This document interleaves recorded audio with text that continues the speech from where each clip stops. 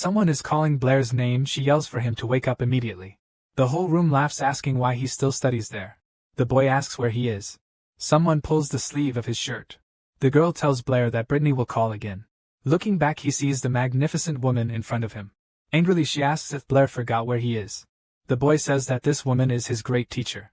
She pulls his ear. His teacher says she can't believe he's sleeping in class, and immediately asks Blair to answer math question 15.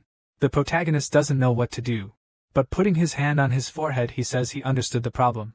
The teacher says he can answer the question by tomorrow, and that this is the punishment for sleeping. The whole room continues laughing at him, saying he will never be able to solve such a difficult problem, but Blair seems very confident. She notices that the boy's confidence is at the level of an experienced academic. The miserable one is a genius and answers correctly. Blushing teacher says that's impossible. Our boy asks if he can go to the bathroom, and she says yes. The room is restless after this little demonstration. Looking at the board, he sees that the calculations are correct. Everyone screams in shock as our boy walks through the school. In his mind, he says that expression doesn't need a progression calculation. It's just a crossing. Chen-Lin is just an ordinary teacher who believes in mathematics. He worked hard for a long time and will finally receive the title of senior professional next year, but when he was taking the exam he dozed off, and when he woke up, he was in another world. The protagonist says this is not scientific and calls for Newton to help him. Looking closely, he realizes he is now a boy bad at math, and the current world values it highly.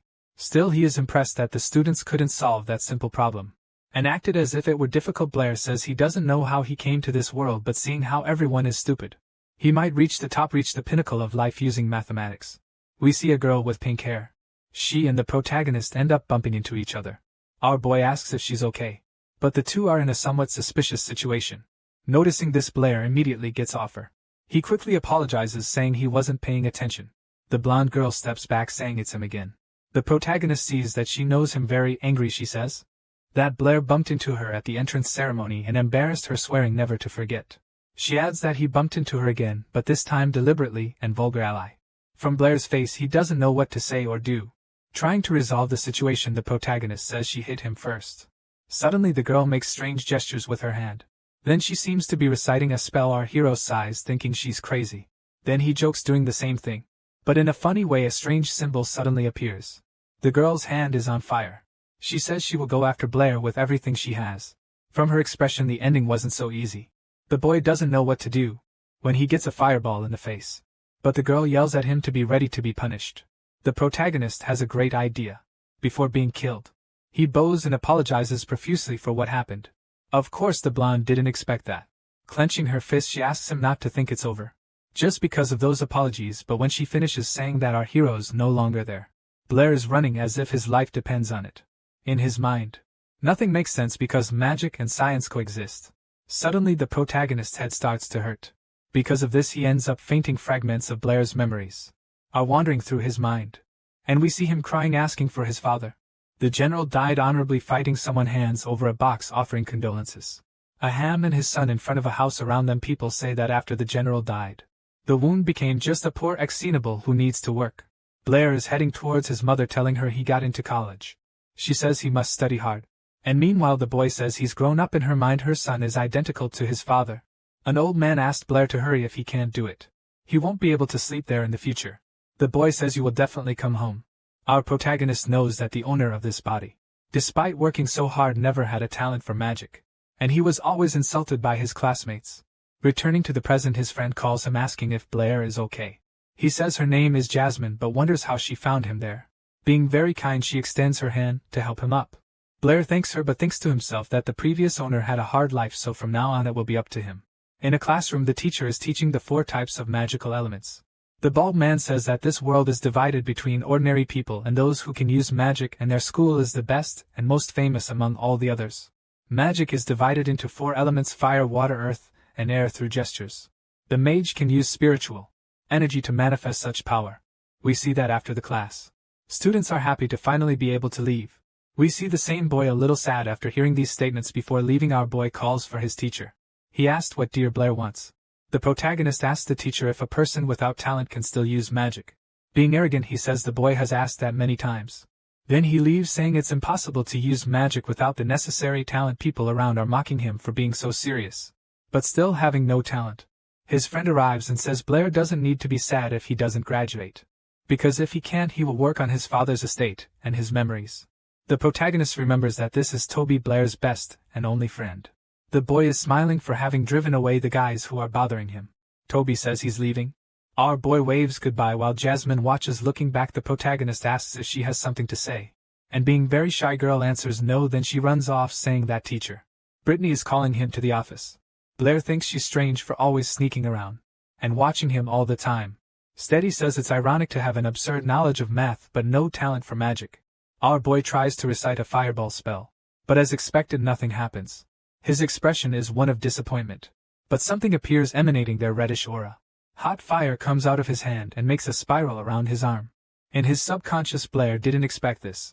After all, doing this is impossible without talent. Putting that aside, the protagonist starts playing with the fireball. After all, it's not every day that you go to another world.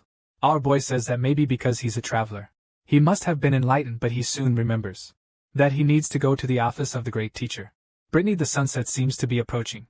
Blair knocks on the door calling her. When he enters, he apologizes for being late. For some reason our boy blushes. And the reason is in one of the teacher's poses. We see that the protagonist is infatuated with her. She smiles, saying he finally arrived. Brittany asks him not to mind her strange poses. Then she asks Blair to sit in the chair. The woman says she prepared hundreds of calculations for him to do. She soon throws all the papers on the table. Brittany says she will leave and asks the boy not to rush. Suddenly the protagonist already says the answer to the question. At the same moment she asks if that's possible. Then she runs towards Blair.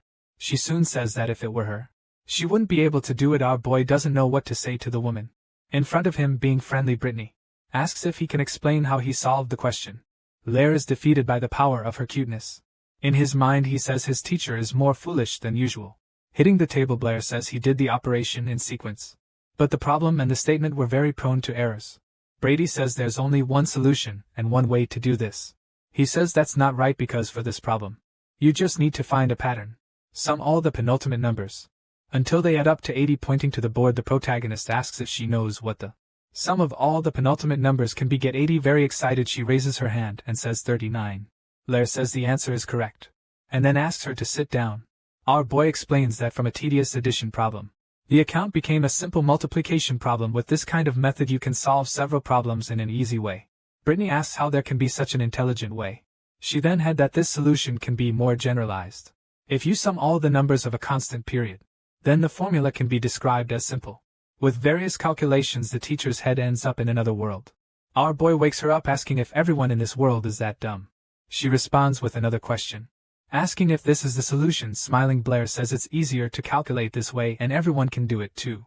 Taking our boy's hand, a woman says he's a genius if he is willing to always study. His future will be unlimited. Brittany doesn't know but is emanating a terrifying force that is overwhelming the protagonist. Stepping back, she apologizes for getting a bit too excited. Brittany asks if Blair wants to be a great mathematician. He says no and adds that he wants to be a great magician. Hearing this, the teacher becomes sad. Brittany passionately says that he received intelligence given by the gods and shouldn't waste it. And as far as she knows, he has no talent for magic because no matter how Blair looks at it, the answer to everything is mathematics. Our Sigma boy pushes her away immediately and says that no matter what, he will indeed become a magician. In his mind, Blair says that if he just threw in some advanced equations he could become a great mathematician. But those are just works of another world and his perspective magic is much more attractive than any equation or square root. Brittany asks if the protagonist dares to make a bet with her. In a few days there will be a magic test in the classroom, and this test will determine Blair's future. At the academy, our boy says he already knows that. The woman says that if he really wants to be a magician, he must pass the test. And she adds that this will be like a game. If Blair doesn't pass, she will do something to keep him at school. But he will have to be a mathematician. But if he manages to pass, Brittany will no longer insist and asks what the protagonist thinks. In her mind she says this is a lost game for the boy who has no talent still. The protagonist accepts, leave him there. Blair says that his teacher is very persistent. He remembers what she said before about not forgetting the agreement. Our boy stops thinking about it and refocuses his mind on studying magic. Turning to the side, you see the fire girl. As if it were destiny, the two bump into each other before falling. Blair says this feeling is familiar. When he looks and sees who it is, he is shocked. The girl goes at him. This time to kill him, she soon recites the fire spell. A ball of the recited element appears in her hand. But looking ahead, the protagonist is no longer there. Says that if he had stayed, he would have been burned. Brittany asks why Isabel seems so unhappy. Since she arrived immediately, the girl says she encountered a pervert at school, and adds that next time she will definitely burn him alive. Isabel throws the papers on the table, saying she had already solved the problems. She is happy since it only took her half an hour. Brittany says Isabel is almost faster than her but says Blair took only 1 minute. She doesn't know what to say, and in her head this is impossible, and asks who this boy is. Her teacher says he used a solution never seen before. Brittany tells Isabel what the protagonist taught. She says is a very intelligent way to solve it. Very excited, she asks her teacher to introduce her to Blair. Brittany notices that the girl is very enthusiastic, and then says she will do it. Moments later, Isabel kicks the classroom door, asking who here is Blair. Toby already suspects his friend is in trouble. Someone pinches him from under the table. This is our boy, asking him to stay quiet.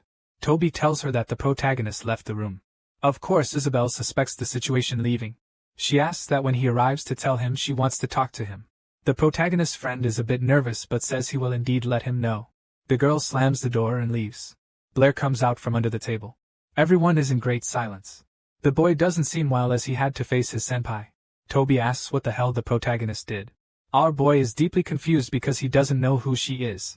His friend says he really seems like a robot, who only knows how to study and work. Toby says Isabel has many followers at the academy, and if those guys find out Blair offended her, things won't end well. Our boy says the academy has rules, and they can't do whatever they want. Toby asks if the boy knows where the school is. Blair doesn't know how to respond, so he says something like in the Sea of Apollo. His friend asks him not to be so stupid. Isabel's father is the Lord of Apollo City. Our boy asks if there's still time to apologize. Someone in the background shouts about the protagonist. Touchingly, Isabel the bully says he won't do anything, since Blair will be expelled after failing the test. Toby notices that the guy wants to start a fight.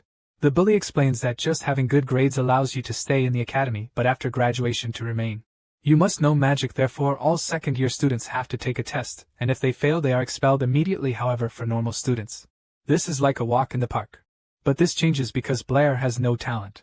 In his mind, the protagonist understands why teacher Brittany chose this test for the agreement. To get attention, the bully slams the table. He asks if Blair didn't hear what he said, and adds that the boy is just a bastard orphan. After saying this, Toby stands up from his chair. He then asks if the bully wants to fight arrogantly. The bully says it's none of his business. Toby says the protagonist is his friend, and it's his duty to protect him. The bully gets angry, and says he'll remember this leaving. He says that next time he'll settle this in his mind. The protagonist says this chubby guy might not seem reliable, but in critical moments he is very loyal. Confidently, our boy asks if Isabel came to bother him. Will he do the same? Toby says. If the girl asked him to hit the protagonist, he would do it instantly. These words leave Blair desolate. The day of the test arrives, and the teacher explains that the magic everyone will use is the fireball, and adds that this is basic, so most should pass in this test besides reciting the spell. Students must hit the target. The teacher asks the bully to start. We then see the guy reciting the spell. He soon throws the fireball and hits the target, passing with 8 points. The teacher calls the next person. The bully sees our boy in the crowd, and tells him to enjoy his last moment in the academy. Toby tells the bully to shut up. The next person will be the chubby guy. He recites the spell just like the bully. Small fireball appears and he struggles to maintain it. Toby throws it towards the target. A small spark reaches it, and the teacher says it counts, of course. The boy is happy about that. The teacher looks at the protagonist's document, and already knows he has no talent for magic. He sighs, saying that Blair is a little fool. The teacher was about to say that everyone passed, but the bully interrupts to say something. He says one person is still missing. Student Blair hasn't taken the test. Our boy stays silent. The teacher asks if Blair will take the test. At that moment everyone laughs, saying it's impossible, since he can't even do the basics. And they call him Blair the magical idiot. Toby comes close, saying it's obvious they planned this against all odds. The protagonist says he will take the test. No one understands the reason for his decision, but of course they mock it with all their might. The girls say Blair still doesn't realize he's a magical waste. The teacher tells them all to be quiet, and again asks if the boy will take the test. Blair says yes. He will take the test, so he says he can start now. Our boy is right in front of the target. He knows he can do magic without reciting, but he'll still pretend. The protagonist starts reciting the spell, then commands the fireball to manifest. Everyone covers their eyes, thinking something will come out, but no magic can be seen soon. The students start laughing and mocking the boy, but that was just a matter of time. For his fury to ignite a large fire, magic can be seen with the naked eye. Target is completely destroyed. In the area, everyone is scared by this. But Brittany is sad knowing our boy has talent. We see the ashes spreading over the grass. Then the teacher says Blair passed the test. The bully says that's impossible. Toby is excited, saying he knew his friend was amazing. The teacher asked Blair to come with him. In her mind, Brittany wonders how our boy did that. The lie that Blair told to avoid being discovered is that he practiced every day and suddenly it worked. A teacher says that magic is given by the gods and those who can't manifest it are called forsaken by the gods. People who lack talent are extremely rare, and someone who previously had none and now does is almost like a joke. Anyway, he says that our boy has great potential to become a mage. In his mind, Blair says that last time someone persuaded him to be a mathematician. Now it's for magic. The teacher says that the protagonist has really worked hard during this period and will certainly reach the level of a saint mage. Blair realizes that the saint mage level is the highest one can achieve, and adds that there is a story of someone who reached this level, and their main power is to tear the fabric of space and time. Our boy starts to realize what he can do if he reaches the maximum. Soon after, Blair looks at the teacher and says that he will certainly become a saint mage. Elsewhere, the protagonist says that the academy took a few days off because of the test. Using the short period, he studied magic books to the maximum, and then discovered that the levels of mages are divided into 7. With the saint mage being the pinnacle, their powerful magics are described only in books. Accounts claim that a saint mage can tear the fabric of space-time and travel between different worlds and dimensions. But the current world does not believe in this nonsense. But our boy thinks about how he ended up in this place, and knows that maybe this might have something to do with it. Unfortunately, his teacher does not believe in spatial magic, so he couldn't get more information. Someone arrives and asks if Blair is still reading. The protagonist says this is the administrator. Our boy asserts that he will continue to read. The next day, Blair stayed up all night studying. He opens the classroom door. The crowd is already formed and everyone is gossiping about the past event. About Blair's magic being great and powerful. Other students say he was just hiding his strength. The girls say that if you pay attention, the boy is actually quite handsome. In front of him, Isabel is sitting. Of course, he wonders why she is there, in such a suspicious position. Blair covers his eyes, saying he cannot see. Isabel says it is unexpected that he is the person Brittany was talking about. Blair tries to say that this is all a misunderstanding. She yells, calling the boy a pervert. Her fury is overflowing the form of magic. Then she starts reciting a fireball spell. Our boy tries to defend himself in some way, but soon realizes that nothing hit him. Luckily, his teacher arrived in time, stopping Isabel from doing something bad. Brittany says it is forbidden to use magic inside the classroom unless permitted by a superior. The girl asks her to listen, but Brittany tells Isabel to be quiet. Then the teacher says she was looking for him and tells him to go to her office. Brittany adds that Isabel should go with him too. Blair feels proud, but still the miserable boy is indeed a genius. The three leave and soon the door closes. The bully is left confused and asks what just happened. Inside the teacher's office, Lara is sincerely apologizing for his actions and adds that everything that happened was a misunderstanding. Brittany says the boy was careless and asks Isabel not to be bothered. Still arrogant, she accepts the apologies. A bit sad, the teacher tells Blair that his magical power is beyond her understanding, and as promised she will not persuade him anymore, but she asks how he managed to do it, and if he could teach her. Our boy says it just happened and says he has a question about magic being savvy. She says she won't force him to answer and adds that the protagonist can ask anything. Blair asks if one needs to use gestures and recite the magic to invoke it. Isabel says that question is very stupid because you met child knows that anyway. The protagonist continues asking if all mages are the same. Brittany says that no matter the level, to invoke magic one needs gestures and to recite it. It only ones who don't need that are the gods. Isabel says her teacher doesn't need to answer such a ridiculous question with such seriousness. Our boy notes that he is different, and maybe can do it because he is not from this world. Brittany continues to explain that this is common sense, and if Blair wants to be a great mage she must memorize theory books. But that's not why she called him to her office. His teacher has a type of paper in her hand, but our boy is confused because he doesn't know what it is. Isabel says this is a journal, one of the most important academic works of the entire kingdom. Are published. Suddenly the girl is startled by something she sees. She notices that her teacher's and Blair's names are in the journal. Brittany says she submitted the formulas. She learned from the protagonist Blair doesn't care about this since he earns little money working in the library. And as far as he knows you can't eat paper. His teacher says she almost forgot something. She hands over a bag full of coins, saying this is a bonus for the manuscript. Of course the protagonist is happy since he earns 2 silver coins a month, and in one day he got more than 50. All thanks to his wonderful teacher. Innocently Pretty says she will take half, since she also contributed. Now our boy will receive only 25 silver coins. In his mind he says he has never seen such a cunning snake.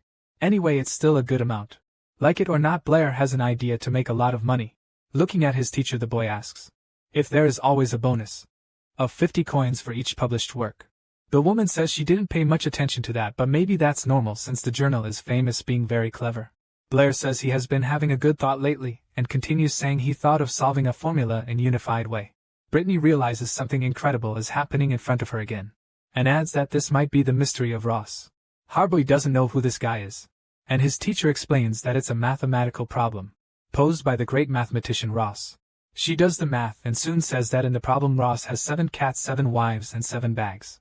Blair says the solution is easy, but if you want to simplify it, just use the unified formula. Hearing this, Brittany is happy that the great mathematical problem can be solved simply in his mind. He says he still has some preliminary ideas. His teacher calls him to help solve the problem. Time passes quickly while the two are studying. Isabel ends up falling asleep, but a noise wakes her up. She wakes up to her teacher shouting that this is incredible. Brittany says the protagonist really has a great talent for mathematics. Isabel comes closer saying she didn't know the boy was all that and asks if all this came from his head. He gets serious, asking if she really wants to know. Blushing, she says Blair can't keep telling lies. The protagonist says he just spends a lot of time with math. While others are sleeping, the girl gets embarrassed, asking what he is talking about another day. Isabel is thinking about Blair in front of her. She sees him acting suspiciously. This is the second year building and the protagonist is in the first year. So she wonders if he will harass the seniors this time. She will follow him to see what Blair is up to. But observing our boy had already disappeared. We see that the protagonist is in front of a large wall. Earlier Toby had talked about this wall in the second and third year building. Doing several flips, Blair says his teacher is right. He said the protagonist could go to the city to find a high-level mage to teach him. Outside the academy, our boy finds everything interesting, because the city is bustling with all kinds of people. Walking around, our boy says this place is very prosperous. In front of him is the Magic Association. Apparently this building is huge and majestic. He takes a mask from his pocket and puts it on his face, saying it's better not to reveal his identity. Entering the place, it seems a bit crowded. Seeing up close, the receptionist is his friend, but she doesn't recognize him because of the mask. She asks if the protagonist wants to hire a magic consultant. Blair says yes, and in his mind, he says the girl must be working part-time. Jasmine says the consultant fees range from 15 gold coins to 2. After hearing that, he can't stand it because the amount is absurd, and 100 silver coins are equivalent to 1 gold coin. So he apologizes for the inconvenience. But she runs after him. Jasmine says that if money is a problem, Blair can get a library loan card. Hearing this, our boy is surprised. Then the girl says that the institution has a large library. It may not be as good as an instructor, but it's better than nothing. Blair says he will make the card, and then Jasmine asks for his credentials. Of course, this shakes him because before he didn't even know his name, let alone where important documents are, and the girl says she thought he was already a mage but still has the option to borrow a credential, or getting the certification, which is easier since you just need to cast a spell of the element corresponding to the mage certifying you. Blair asks if he can get the certification here. She says he can, but she doesn't recommend doing it today, because the certifier this time is very strict. Ignoring everything, the protagonist says he will do it today. 2 men appear and Jasmine says that Blair wants the certificate.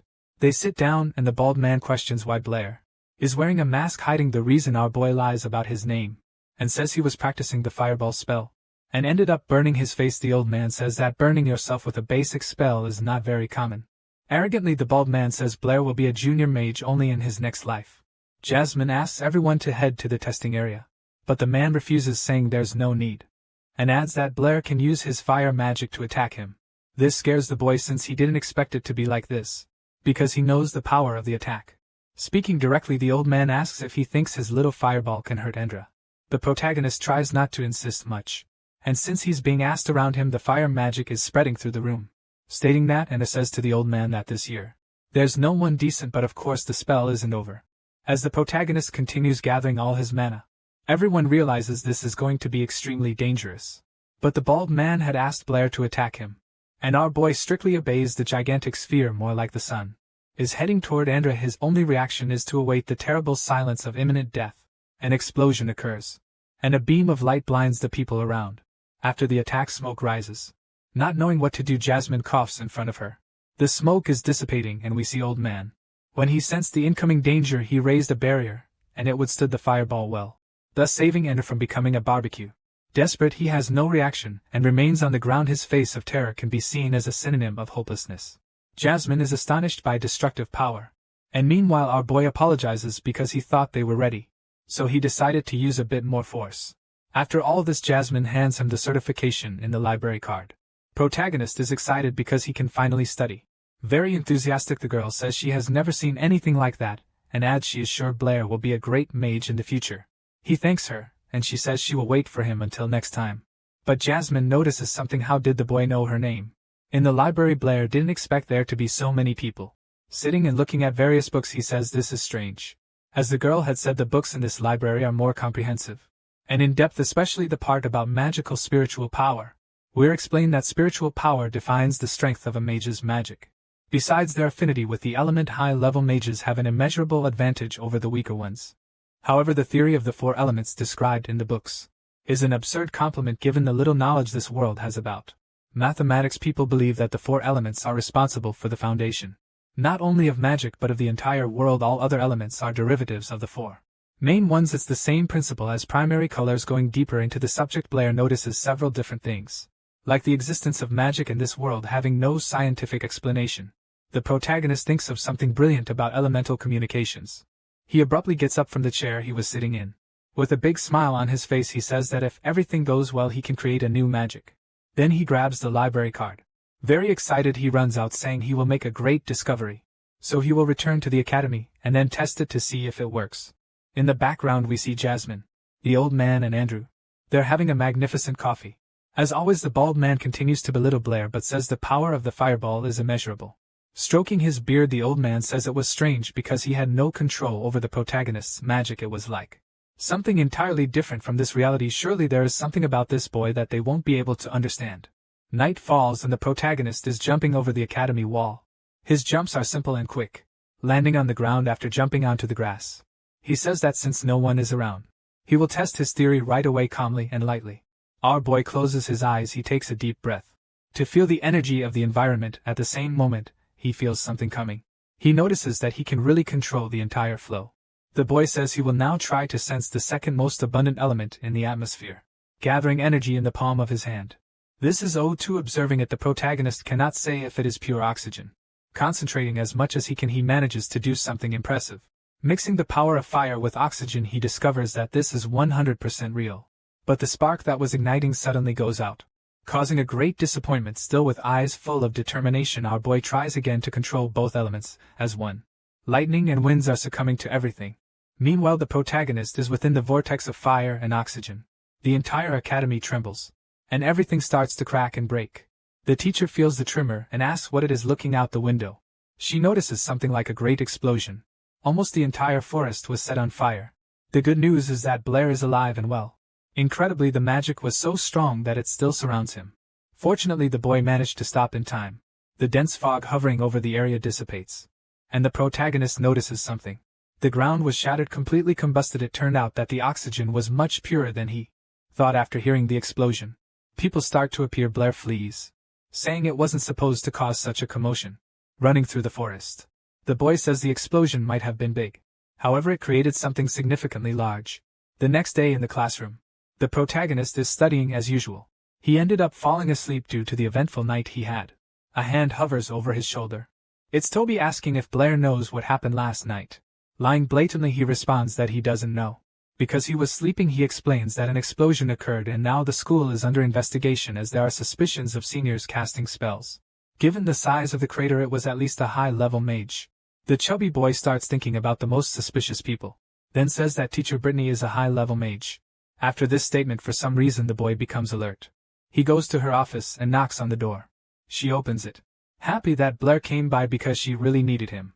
Holding a paper in her hand, she says that the Mathematical Society posted something about the solution to Ross's problem, since it was the protagonist who solved it. His name is listed as the author. She then congratulates him on solving one of the greatest mathematical problems. Interrupting this topic, Blair says there are more important matters to address. He shouts that he wants to study mathematics with her. The woman doesn't understand the reason for this decision. Brittany asks what happened to the story of becoming a great mage, and the boy says he will be both. Suddenly she grabs his arm and then says she is happy. Blair thinks that way. She then tells him to come to her office every night to study mathematics. The protagonist is emotional with all this enthusiasm. That feels like a volcano erupting. Brittany says that with the boy's talent he will surely become a great mathematician, and stepping away from her, Blair says he has a magic question and asks if she can answer it. The conversation was brief. The woman agreed to help and answer questions whenever he wanted. And then the protagonist opens the door to leave. His teacher reminds him to come by the next night. As the boy is about to close the door, Brittany tells him to wait. Then she falls silent, making the atmosphere tense. Blair gets scared and asks what she wanted. She doesn't respond or say anything, but then asks if the boy is taking advantage of her to get answers to various magic questions. She looks intently at the protagonist. Sweating heavily, our boy realizes he's been found out. With flowers around him, he tells a half-truth that he just wants to spend more time with her. Brittany approaches him. And of course the protagonist thinks he's going to die. Being very cute, she asks the boy to be careful when leaving and reminds him to come by at night after class. Practically, Blair feels like he's been expelled from there. In his subconscious, the protagonist doesn't know if she is stupid or intelligent later. The next night the boy arrives and opens the office door. Brittany is sitting with Isabel. Suspicious. A girl looks at him and asks what he is doing there.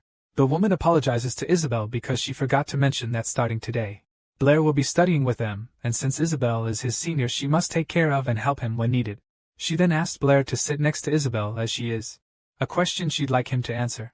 The large stone is thrown into a well, followed by another stone with double the mass, and she asks which stone will reach the bottom first. Isabel says she just needs to calculate the time. But our boy explains that the larger stone will never catch up with the smaller one. Ignoring air resistance, the smaller stone would be the first to arrive.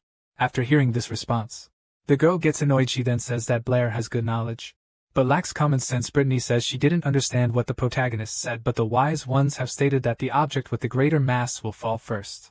For some reason the girl continues to argue, saying that even a child knows this. Of course, after these statements, Blair gets a bit angry, questioning if she has confirmed this.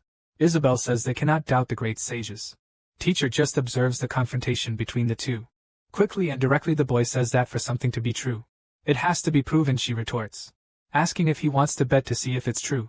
Brittany tells them both to stop, but Isabel says she bets 10 gold coins. At that moment the protagonist gets excited. The three go outside the academy to an open field to conduct the test. Holding the stones, the teacher asks Blair to think it over because 10 gold coins is not a small amount. Apparently without remorse, the boy tells her to continue beside him. Isabel says this will be the easiest victory of her life. Looking at the girl, Brittany says confidence is a good thing, but arrogance can lead to a point of no return. A strong wind blows over everyone present. Then the teacher starts to float. After witnessing this, the boy is impressed. Sting Blair's surprise, she mocks him, saying he's a commoner for finding this so interesting. The teacher is now in a high enough place to drop the stones with a serious look. Brittany prepares to start the test. Meanwhile, Isabel continues arrogantly, saying uncertainty that Blair will lose. The stones are released and quickly fall. For a moment the two seem to be at the same speed, then they fall almost simultaneously. With a surprised look, Isabel doesn't know what to say. Excited, our boy already knows he has won the bet. After this the wound descends to check. We observe that her landing is long and smooth. Girl shouts that this is totally impossible. Both look at the result and surprise. Brittany asks how on earth the protagonist knew that, and he says he saw it in a book and then tried it. Thousands of years have passed and humanity was believing in a great lie. All the errors and common senses were unveiled by Blair. And that's certainly not luck. She tells the boy that the law of falling objects has completely changed. After this test, of course, our boy is not too impressed, since this is basic in his world. His teacher repeats that Blair is a genius, and beside him Isabel is seething with rage. Looking at the girl, she asks him to update the law of falling objects with her help with a serious expression. The protagonist says he will need Isabel's help. For a moment the girl thinks about all this in her mind. She sees both of them in the newspapers with the title, "The Emergence of Two Geniuses." Of course this would be a shock to the industry, and her reputation level would rise. Typical that some years she pouts but soon accepts. The girl thinks about her and our boy, the two happy and together discovering new things about mathematics. And maybe when they get married her name would be Blair Isabel. Her blushing face can be seen from afar. Elegantly she tells the protagonist that if he gets into trouble he can call her, and she will surely solve everything. Blair extends his hand to the girl. Things in her brain become totally confused. Being very cute, she asks why he's extending his hand, and Blair says he wants to bet money. Well, gold coins are never too much. Isabel runs away crying, telling him to put crap in his head. A few hours later, she gives the coins, and his subconscious Blair says he got rich just by making a bet with the arrogant Spoiled girl approaching Isabel says he doesn't care about fame or honor, but apparently he likes money. For a few seconds the protagonist remains silent. Meanwhile the girl asks what Blair wants. The beautiful blue sky covers the entire world. The leaves sway of the wind that incessantly continues to wander. Memories of his fake past life. Hours working and teaching. Still he was always happy with his students. The boy asks what she's talking about. Standing up, Blair simply says that he wants money to improve his life. Nothing more, nothing less. Leaving, he bids farewell to Isabel and Brittany. The two beauties watch our boy walk away. The next day Blair is almost asleep at his desk. Nevertheless he is happy because now he has money. Maybe he should even move house in the future. Someone arrives and bully, calling the boy's attention. He says that his senior is looking for him and immediately tells the trash to get up. Blair doesn't understand anything and just stands still. Grabbing his wrist, bully tells him to lower his head because casting a fireball means nothing. The voice resounds telling the bully to let Blair go. The student this time is senior Fij, basic attributes and common appearance. But he apparently has two bodyguards. Looking back, a protagonist doesn't know who this guy is. Fij approaches asking if he is Blair. For a brief moment the guy stares at him. But our boy ignores him. And asks if bully didn't hear the senior, telling him to let go after letting go. The protagonist questions what's happening. The guy tells Blair to stay away from Isabel from now on. Because someone like him should be getting closer. Even talking casually. That everyone leaves and the protagonist just watches. Fij ends up bumping into Toby. He doesn't apologize and the chubby boy remains on the ground. Getting up, he goes to Blair and asks if he's okay. Simply our boy explains that the senior just came to exchange some words. Toby seems afraid of the guy. He says everyone at the academy fears him. And Blair is the only one who doesn't care. The boy is the son of the great Viscount and the youngest heir of a Howard family. He adds if someone offends him, they'll have a hard time living in the academy. Putting a hand on Blair's shoulder, Toby says he knows the protagonist is infatuated with Isabel's beauty, but advises him to follow Fi's orders. Sometime later we see the bright sun shining over the academy. Inside the office, Blair is thinking about his pure oxygen ball that cannot be launched immediately because it needs time to concentrate. At the moment his biggest advantage is not needing to recite or make any gestures. He soon wonders if he can use multiple elements at once. But Isabel interrupts, saying he needs to study more on the subject that teacher Brittany assigned. Handing over a paper, our boy yawns. It shows that Blair has already written everything. The girl was impressed with such speed. Very calmly the protagonist says he just needs to use different ways to solve each calculation. In other words, find the most ingenious solution possible. Isabel listens to every detail to learn more. Then the boy stands up, asking her something. How many fireballs can she summon at once? And the girl responds that at most 9. By Blair's face, this is totally absurd. Teasing the boy, Isabel says she knows he can only launch one at a time. Retorting, the protagonist says he didn't find anything about summoning more than one magic. In the books, the girl explains that the books present basic theories to not specific magics. And adds that she only learned to launch multiple at once because her father hired a consultant, but if someone is willing to call her big sister, maybe she can teach without hesitation. Blair calls her big sister. The response was so quick that even Isabel didn't expect it. Then she calls him a thick-skinned pervert. Getting up from the chair, she asks Blair to follow her because she's going to show him how it's done. Outside the school, the two find themselves in a small field. Isabel casts the multiple fireball spell. In total only 9 appear. After seeing this, the boy is impressed with such a skill besides the ability to keep them all stable. The girl says many mages think they only need to keep the magical spirit in one place. But actually you can summon and manipulate them however you want depending on skill and experience. Concentrating, you can launch them at a single target at once. Blair asks if it's possible to control them all in different ways, and Isabel explains that it would be like drawing a circle with your right hand and a square with your left. The two laugh cheerfully as the conversation flows. Meanwhile, in the stalker's head, he thinks they are dating. Full of rage, he breaks the wall with a squeeze of his hand. This is Fig, furious after the protagonist ignored his warning. He says that Blair will pay for all of this. Sometime later, our boy is training based on what Isabel said, dividing his mind into 9 independent parts. The girl tells him to do it gradually. Not all at once, but it's fine if Blair can't do it. Since it took her over 6 months. The ball in the boy's hand shines, releasing several sparks. Suddenly multiple fireballs are summoned. She then screams, asking how Blair did that, raising his hand. Our boy says he did it using her method. For some reason Isabel complains. While the protagonist doesn't understand, he says he just followed what the girl said in her mind. Isabel says this pervert is not just a genius in mathematics, but also in magic. A person who was once considered abandoned by the gods is now literally a gifted, blessed one. Then she shouts, saying the protagonist took too long. She runs off, telling him not to look for her if he needs help with magic. Placing his hand on his face, Blair doesn't understand what he did wrong and thinks it's hard to understand women. Touching his pocket, he feels something strange. At that moment, Isabel is running, calling him a pervert with all her might. Blair suddenly grabs her hand. This startles her, making her extremely alert. She questions why he's pulling her. Looking at the palm of the boy's hand, there is something like a teddy bear bracelet. Being polite and elegant, our big boy calls his dear Isabel, and says he could only learn something thanks to her careful training. He then asks her to accept this gift. As a token from her little brother, her eyes light up when she sees it, something so cute. Given from the heart, this makes the girl blush with his gesture in her mind. She says this pervert is good. Quickly she takes the bracelet from his hand, then runs off, calling the bracelet ugly. But she ends up falling awkwardly on the ground. Even so, she gets up and looks back. Her gaze indicates uncertainty but also pure consideration. The boy wonders if he should comfort her. In any case, she continues to run away, saying she will never forgive him. Our boy is lost in thought, saying that bracelet cost 50 silver coins. He was going to give it to his teacher but changed his mind and gave it to Isabel. Suddenly, Blair nemesis. Something the people in question are Feist. Henchman Bully says he remembers that the senior warned him about getting close to the girl. Even so, he continued to meet her. Blair gets up from the tall grass, but he is surrounded by the guys. Before anything, it's better to run than stay and die. The fools chase after him, telling the boy to stop. In his subconscious, he says this group of people is a problem. Bully shouts that Blair is like his father, fleeing the battlefield and still getting killed. After hearing this, the boy stops. The guy asks if he had a sore spot. That runs to attack him. When his punch is about to hit the protagonist, his hand burns, almost turning to ashes with several fireballs in hand. The boy looks at everyone. Bully is severely injured because of Blair.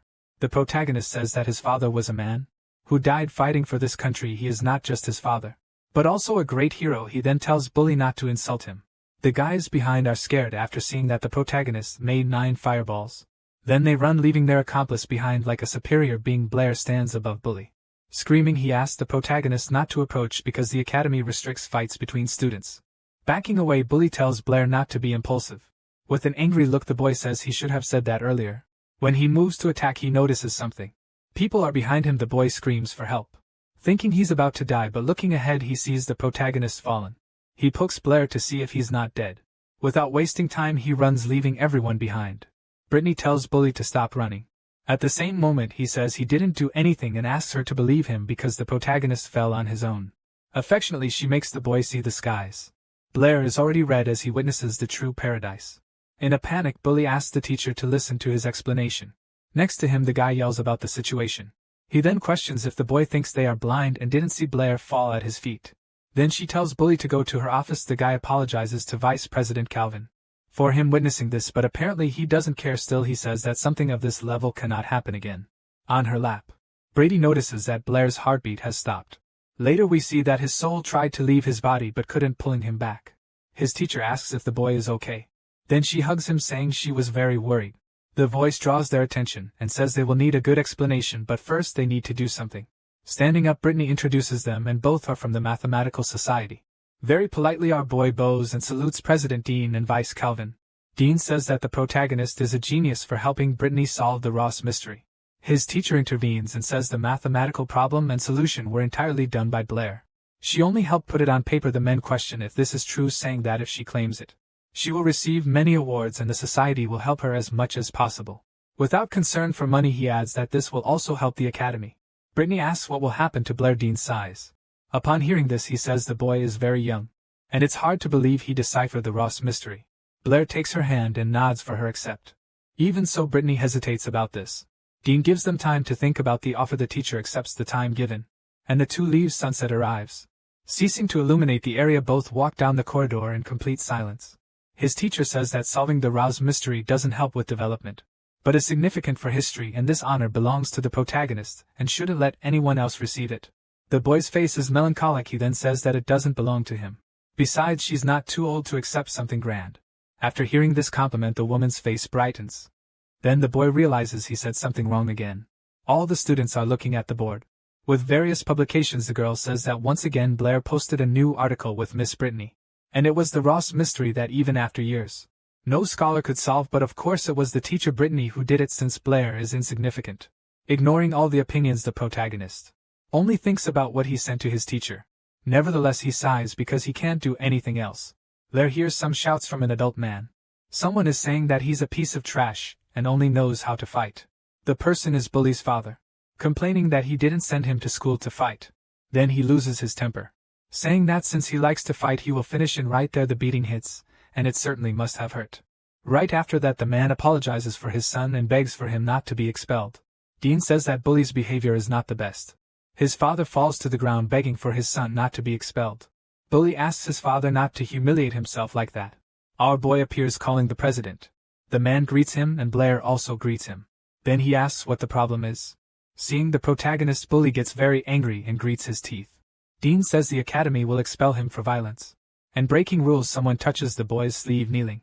He also begs the protagonist and adds that when they get home, he will teach him a lesson. If he is expelled, Bully's life will be over. With a soft heart, our boy sighs. Then he tells the president that even though he had some small conflicts with Bully, he asks that he not be punished so severely. Everyone is silent looking at Bully's father. Dean says that because of the protagonist, the expulsion decision will be temporarily withdrawn. But if the boy does something like this again, there will be no second chance. Man takes his son's head and then says this won't happen. Bully thanks Dean. He also thanks Blair. His father goes home. Then the president asks us to go to the classroom. Our boy goes there and opens the door. Before that, Bully questions Blair's decision. He stands still without saying a word. With a serious tone, Blair tells the boy not to treat his father like that again. Bully thanks him. He continues, saying something about the boy from earlier, because Fidge won't let the protagonist go so easily. After all, his uncle is the vice president of the academy. Later, Blair is tired from the day and still has to work. His employer is waiting for him. Our boy doesn't understand the reason for the wait. He asks if Blair had offended someone recently. Of course this worries him, and he asks if something is wrong. Leaving that aside, the old man fires the protagonist, and adds that he can no longer live there because that's the order of the vice president. After the incident, his teacher says she will take Blair and Isabel on an exchange trip. Then she asks if the boy will be busy tomorrow. Blair apologizes, saying he will have to find a place to stay since he was expelled from the library. Simply indirectly, Brittany says he can stay at her house, since she has a spare room and lives alone. After thinking about it, the protagonist has visions of libidinous things. He says it's not very convenient like a good adult. She says there's a big advantage since he can ask math questions anytime. Then, a bit embarrassed, Blair accepts the invitation. Isabel arrives and immediately questions why Blair is present. Brittany explains everything, and also says the boy will live with her. This makes Isabel angry since in her mind the protagonist is still a pervert. But her teacher rebukes her, saying Blair is not that kind of person. And Isabel says she's just worried. Meanwhile, our boy is disheartened since he's gaining a reputation as a pervert. Two joke a bit, and Brittany asks Isabel to get ready for the exchange meeting. Looking back, she asks Blair to come in formal attire since the exchange will be at a seminar. Our boy asks if he can go in his magical worker's uniform. Waving goodbye, she says if he has one, he can use it at night at the mansion where the exchange meeting will take place. The three stand admiring the wonderful view. Everyone came in their best clothes and Blair tried not to fall behind. Brittany introduces the mansion as belonging to the Howard family, the permanent exchange residents. Even in all the kingdoms, this family is respected for their skill and knowledge in mathematics. Seeing the crowd and the people around, he connects the dots between the Howards and the Fee House. Vice President Calvin is talking to the visitors. Our dear great teacher catches his attention. He welcomes the three of them. Blair says hello. Meanwhile, Isabel asks how long the boy has known the vice president. The man says he was talking to some important people and asks if Brittany would like to meet them. At the same moment, she asks the two to go ahead. Both enter the mansion with her various delicious foods. Wasting no time, the boy attacks the first dish. Then he stuffs himself, and Isabel shouts, asking if he's a pig. She complains that the teacher didn't call them to eat, and then drags Blair away. Looking at the wall, the protagonist notices something. A giant painting with a strange drawing in the middle. Isabel says these are the 7 points of the royal capital of which the whole Howard family is proud. Our boy asks what these 7 points are. The guy arrives, humiliating Blair for not knowing, and adds that he will fight with the guards for letting someone of such low level. And the girl tells Fidge to watch his words. Even so, the guy continues, saying the boy doesn't even deserve to eat the food there. Isabel takes the protagonist's hand and asks him to ignore the insults. Of course, Jerk gets angry after seeing this scene. In his mind, the girl is only his and no one can hold her hand. To taunt Blair, he asked if he's going to hide behind a woman.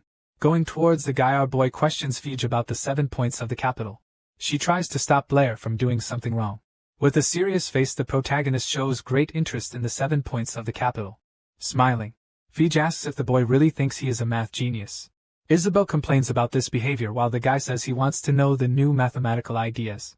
Blair has that, he shouts, alerting everyone the protagonist is going to solve the 7 points of the capital. The girl is incredulous at this, and doesn't know what to do. All the nobles believe that Brittany solved the Ross mystery and that the protagonist forced her to put his name on it. His teacher is also present, and notices the commotion. Fij asked Blair not to disappoint the nobles.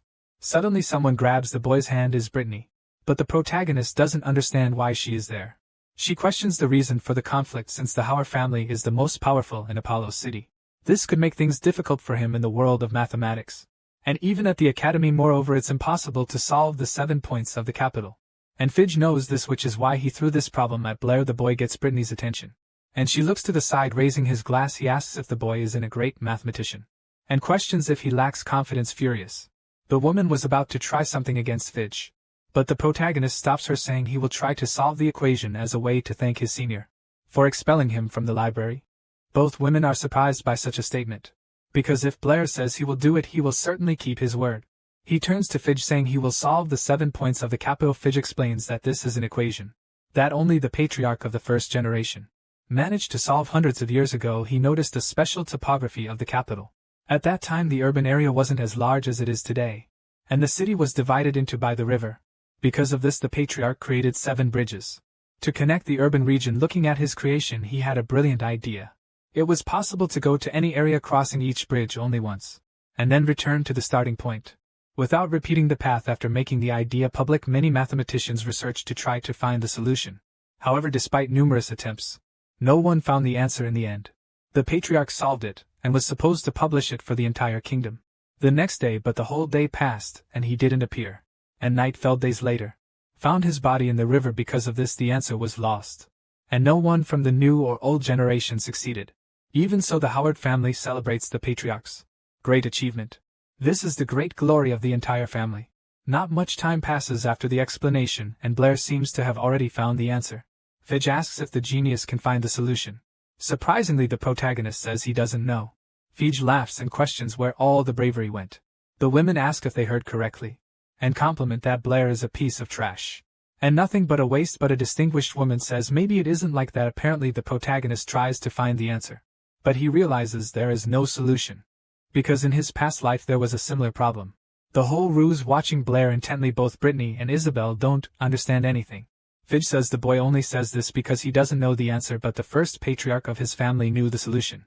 Blair refutes, asking if he has any evidence of this supposed solution.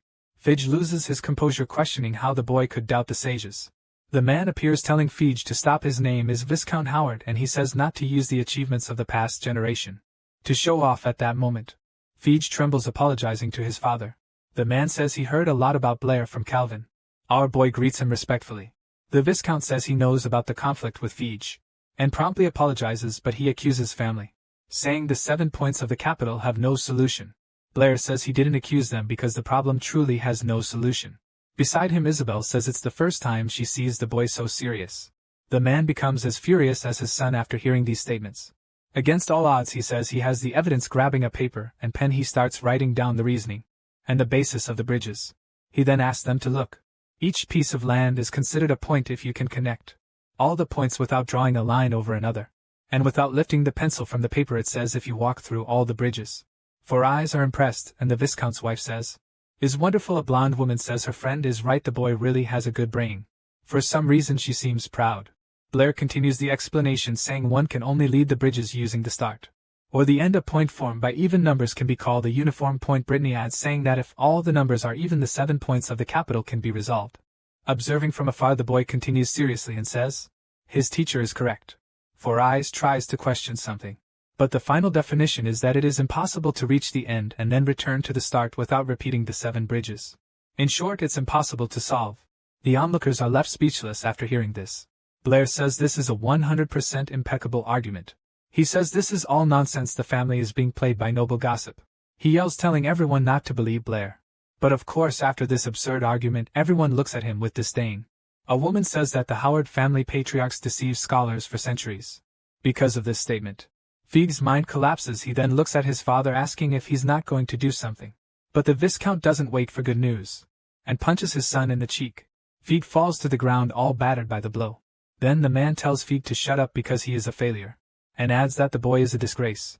From the corner of his eye, the man says he will make Blair pay for what he did. Our boy doesn't understand. the reason for the resentment. But it seems the discount won't let this slide. Still Blair calls him out, saying that he answered one of these questions and as one of the house rules the boy should also answer one of his. Seeing his son on the ground, the Viscount realizes there's nothing to do. So he asks what the boy will say directly. Blair says it's simple and asks what the length of the diagonal the square is. After hearing this, the Viscount is happy since his family is also famous for solving this kind of problem. His teacher questions the reason for such an easy question. The man replies that it's 2, and adds that this is common knowledge. Closing his eyes, our boy says the answer is wrong. He then says he wants to know the length of the actual diagonal. The Viscount is left speechless. The crowd starts gossiping about the matter. Of course Blair knows the man won't answer. Although in his world scientists were respected, most were unknown, and the public only cared about celebrity scandals. Even though not many know about mathematics, there are only high-level people here. The students present have contributed significantly. So it doesn't matter if they are noble or not. It turned out that they gathered and formed the School of Numbers. Everyone in the Howard family has great influence, because it's the center of the academy, and even Isabel's father the lord of the city. As show respect to them, this school integrates everything possible to deliver maximum knowledge to students. They believe that all mystical events can be discovered through numbers. Practically it's like the ancient Pythagorean school founded by Pythagoras. It was once very powerful, but had a fatal flaw in its belief. In summary, everyone in this world believes only in whole numbers. Like Pythagoras, the person who discovered decimal numbers was his student aimed sapassos while trying to measure a diagonal. After this discovery, the school was shaken, leading to its end. The sex believers were horrified by this, so they decided to tie sapassos up and throw him into the Aegean Sea. However, the truth cannot be hidden forever, and soon their descendants discovered it.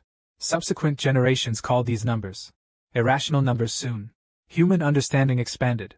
Judging by the Viscount's expression, he must know about the existence of irrational numbers. But we see the man is sweating. Everyone is trying to find the correct number for the diagonal. Brittany asks what the hell this is, because even she can't find it. Then the boy explains to her that this is a new number discovered long ago, but may have been covered up by others at the time.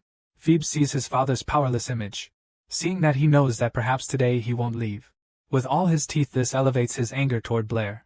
Then he shouts, saying all this happened because of him. Therefore he must die immediately. He then runs towards the boy to attack him. Preparing himself, Blair positions to avoid being hit. Before anything happens, someone grabs his hand with pure rage. She observes him, yells for her to let go. But the wound apologizes and says she must stop the boy from doing something impulsive. Still the boy tries to free his arm, but he realizes she is too strong. Behind him his father yells furiously. Trembling, the Viscount asks if he knows how many misfortunes he caused today. The boy remains silent but continues to stare at Blair. Quickly the man calls everyone's attention. He then says he deeply regrets this terrible incident, and promises that from now on he will discipline his son thoroughly. Additionally, regarding Blair's question, he will send the answer in a few days. He thanks everyone for their guidance, and takes his leave, telling Blair to enjoy himself at the mansion tonight. In his mind the boy knows it will be difficult to find the answer, but he trusts the Howards. Leaving, the Viscount is unsatisfied with everything. As he was humiliated by a child, Blair thanks the lady who helped him. The woman asks if he has forgotten her. Isabel appears, hitting our boy. Then she asks how he could flirt with another person besides her, and of course Blair doesn't understand a word of what she said. The woman lets out a relaxed smile. She then says she was joking. But it's admirable how the girl flirts. She adds that the relationship between the two is so close is enviable. Isabel tries to retort to Alice, but ends up fumbling her words. Then she questions the reason for her presence. Alice responds that she has always participated in meetings like this, but it's the first time she's seen Isabel here. Brittany says that Alice's family is famous in the city of Yapo, and she always attends exchange meetings.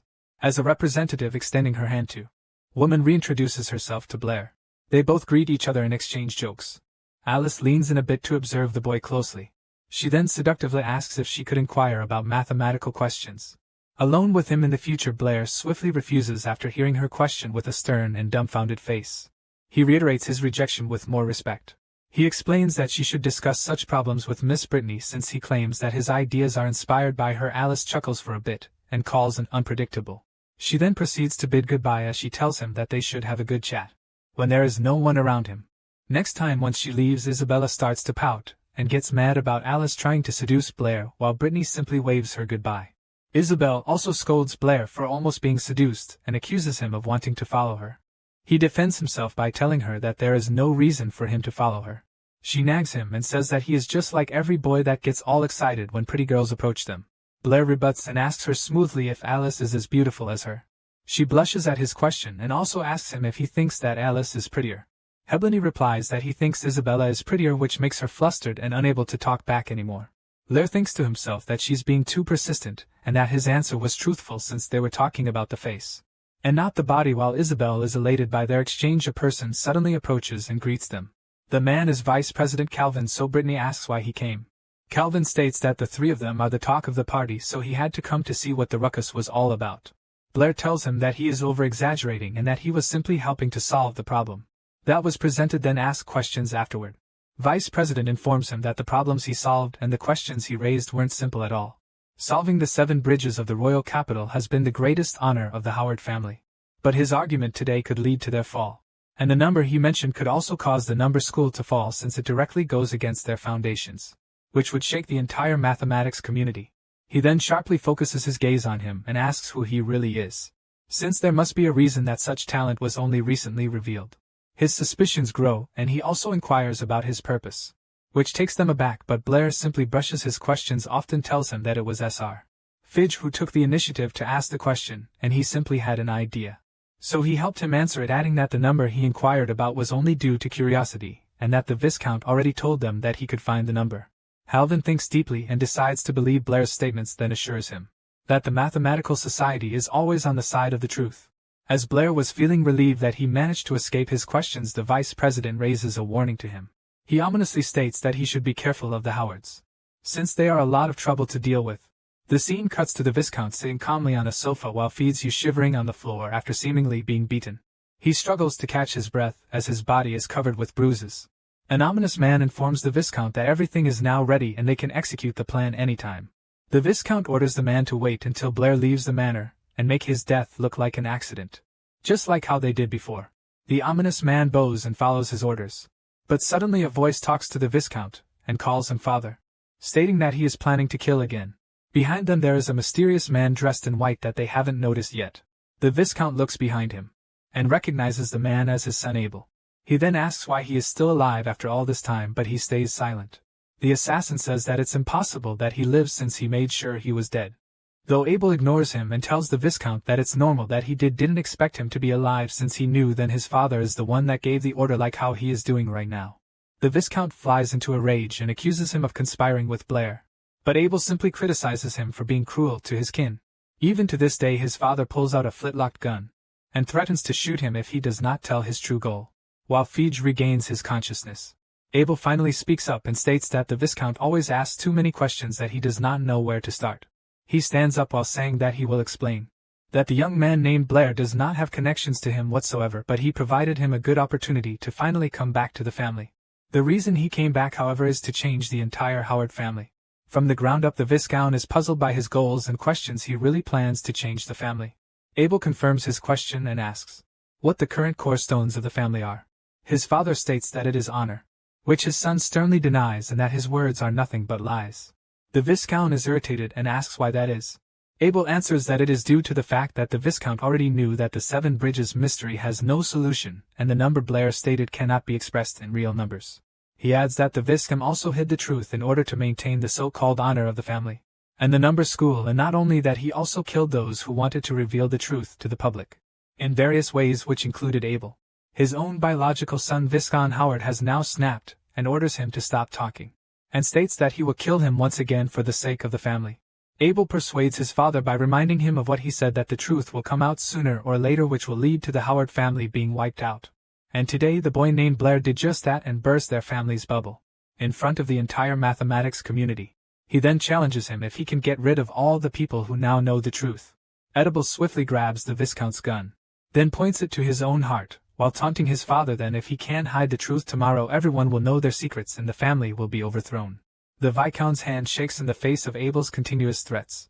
He then finally lets go of his gun in resignation as his son takes it from him.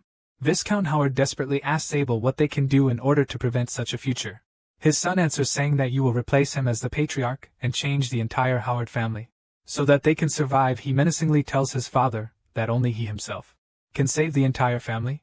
Viscount becomes silent after being taken aback by his statement, then breaks out, and cold sweat once his son whispers his plans to him. A few days later at Brittany's residence, Blair wakes up for his slumber to an obnoxiously loud alarm clock by his bed. He revolves at the fact that he can now sleep in a cozy bed with no odors, unlike the utility room where he used to stay. Blair heads outside of his room while being half awake and goes to greet Brittany. Good morning, but he notices something in her room. There's a pile of papers arranged on her desk. His shock at the sheer amount of papers she wrote. And realizes that Brittany stayed up late last night trying to calculate the number.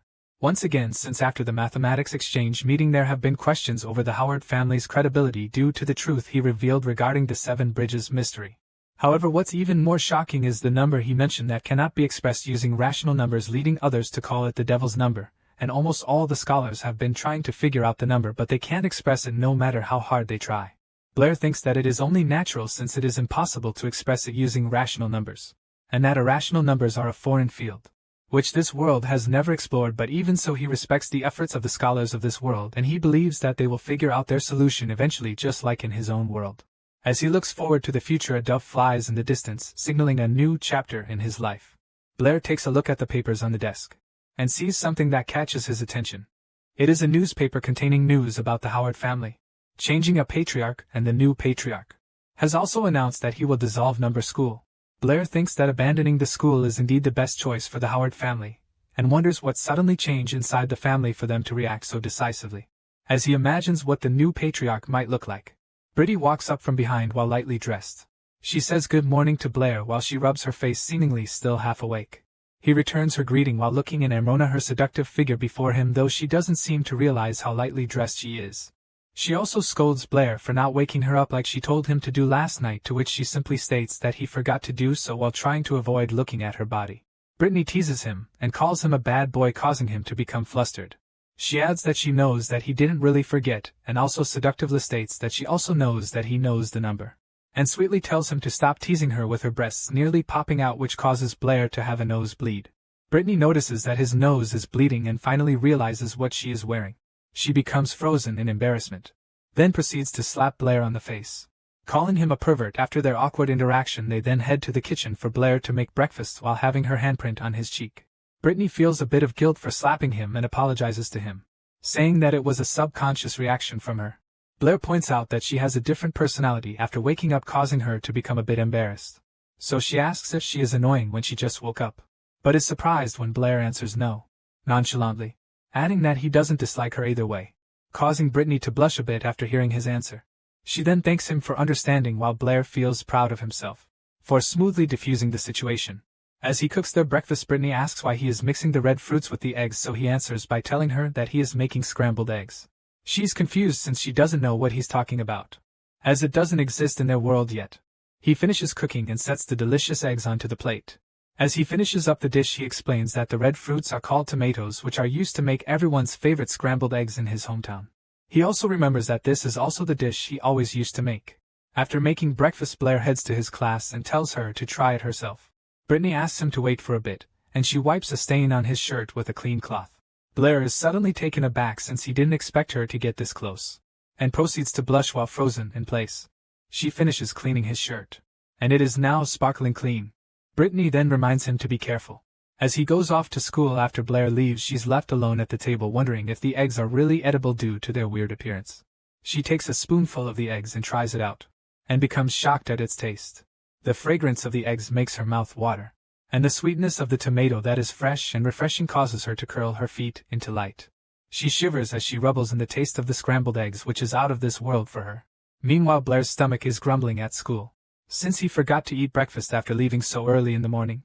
In class, the girls are talking about the new head of the Howard family, embrace his good looks.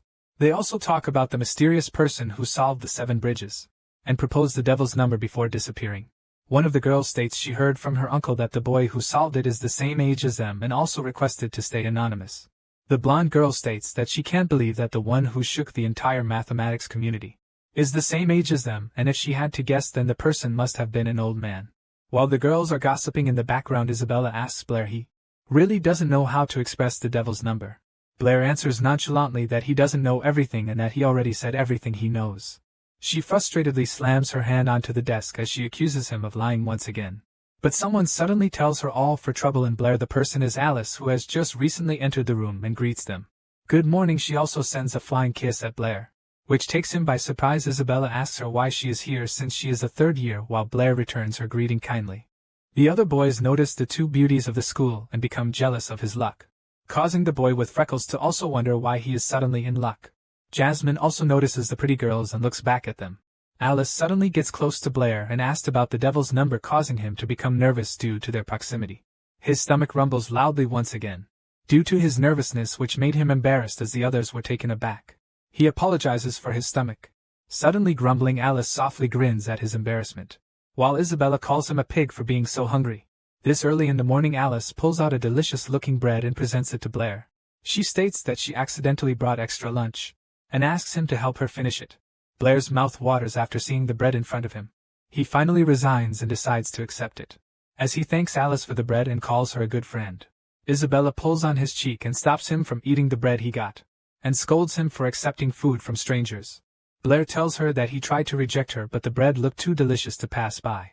She gets even more mad and states that he should have asked her first for food. He rebuts and says that she just call him a pig again if he asks for food, which Isabella shouts at him, saying that she doesn't care.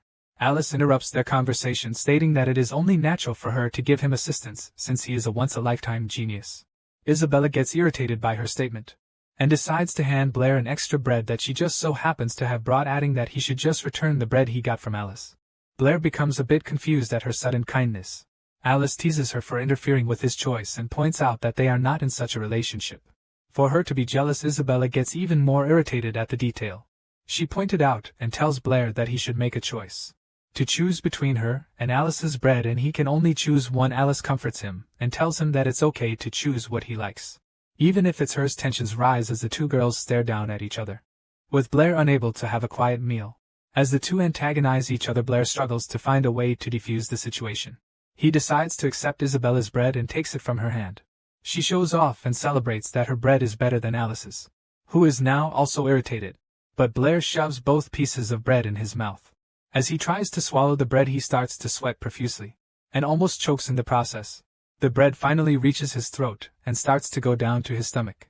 He successfully ate both pieces of bread and complimented the two for their delicious bread with tears running down his face. His classmates who witnessed the scene are starting to worry about him due to the stunt he just pulled. Isabella gets all elated thinking that he wolfed down her bread due to its deliciousness. On the other hand, Alice wipes off a crumb of bread on Blair's face and starts to put it in her mouth while seductively looking at him. As she licks the crumbs off her fingers, she also lightly scolds Blair for being careless. Isabella is now engulfed in the flames of her own anger due to Alice flirting with Blair. Suddenly the bell rings and Alice realizes that it's time for class. She then bids goodbye to Blair. He returns it as well while looking like a pervert. Isabella notices his perverted gaze and points at him menacingly, stating that she will wait for him after class, to which he has no choice but to agree. Isabella then gets out of the room and slams the door in rage. Blair is now relieved, for the two girls left, and breathes a sigh of relief. Suddenly a big hand pinches his cheek while calling his name. It was Toby, and he asks when he got to know Alice. Blair answers and he met her the other night.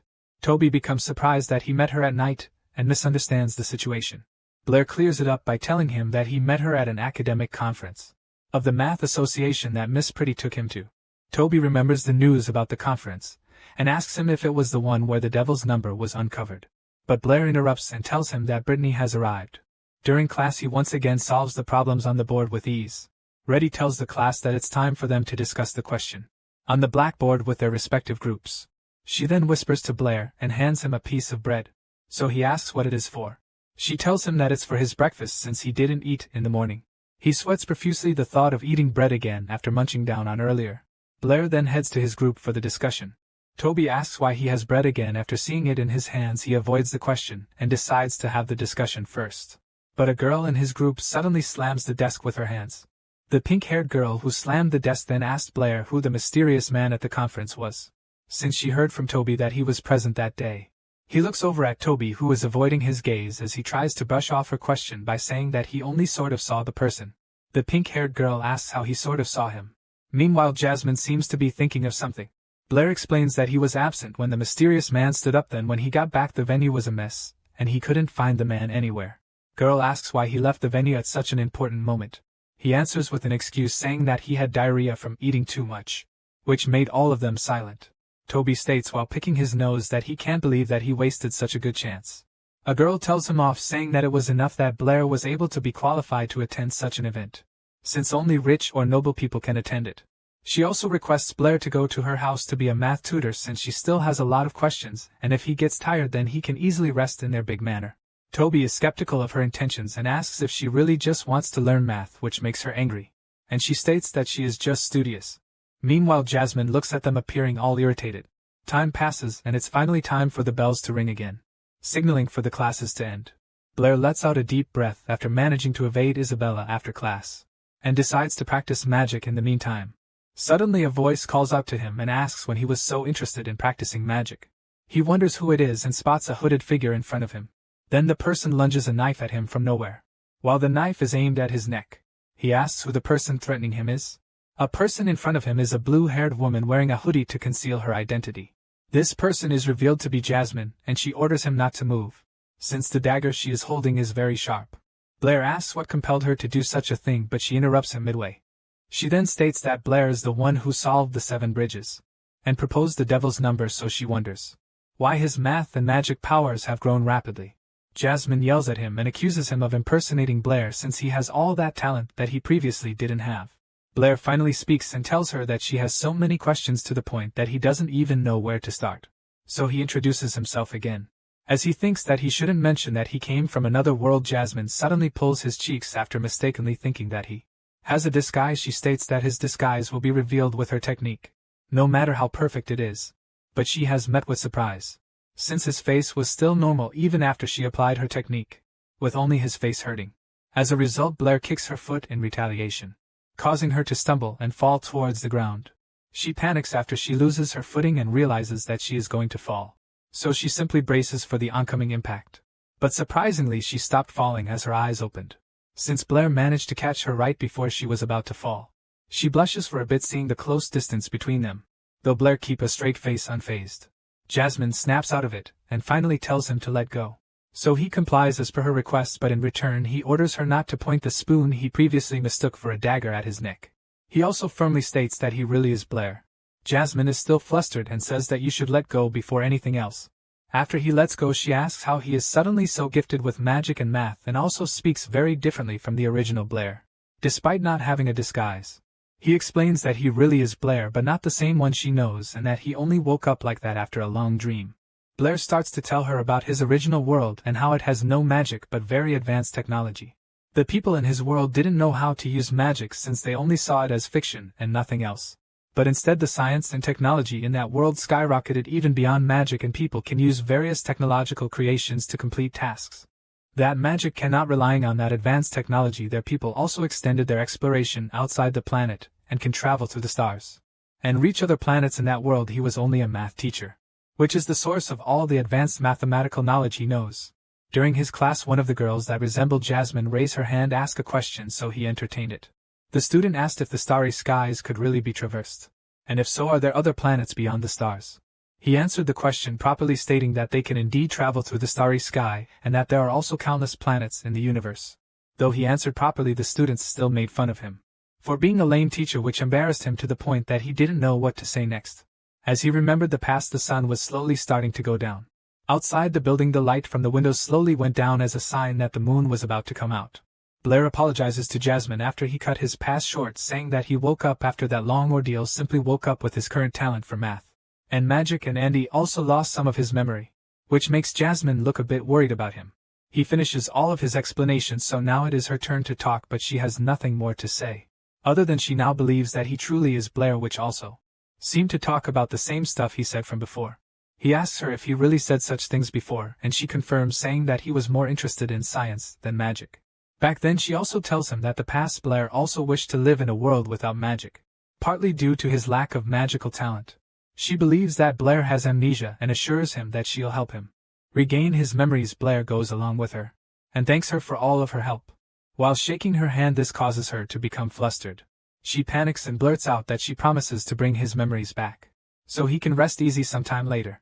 Inside the academy, Blair is walking in the hallway. Then he stops to think about something deeply, but someone suddenly grabs him from behind. It's his friend Toby, and he also pulls him off the floor. They quarrel for a bit while Toby grabs him tightly, but someone approaches them from a distance. Blair notices the man stalking them and asks him to introduce himself. He also manages to escape from Toby until he punctures his nose with his 2 fingers. The man who was watching them is Senior Fedge, which Toby quickly recognizes. So he asks what he's scheming again since he is being very suspicious. But Feig simply bows his head to them and apologizes for his mistakes. Back at the manor he states that he sincerely apologizes and asks him to be able to forgive his wrongdoings. The other students see the scene and wonder what's happening. Blair also wonders and asks what he should forgive him for, since he genuinely does not remember, which causes the girls in the crowd to start speculating why Fidge is suddenly apologizing. Senior Fidge hands him something stating that his brother, who is the new patriarch, wanted to give it to him as an invitation, since he is going to hold an explanatory meeting for the entire kingdom's mathematics community tonight. As he bows down to Blair, he is filled with frustration. He keeps it hidden as he tries to get Blair to come to the meeting.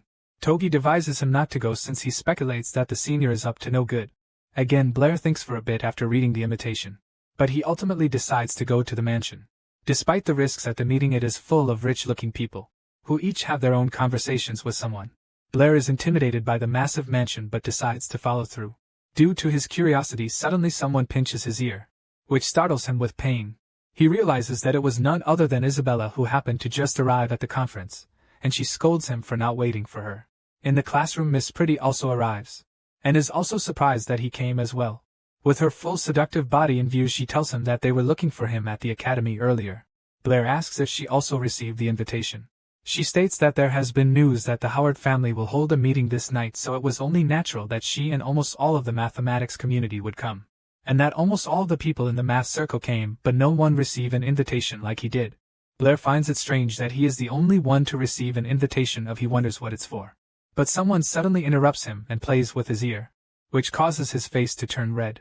It's Alice, who also attended the event, and she rubs his ear while making fun of Isabella, which makes her mad in more ways than one. Isabella glares at Alice and tells her that she obviously didn't put any force in pulling his ear, but she says that it's all red, so it must have hurt. Blair gets nervous after seeing the two face off again, and braces for impact, but Miss Prinny interrupts their scuffle, and she asks all of them to come to the briefing, though they are still glaring at each other.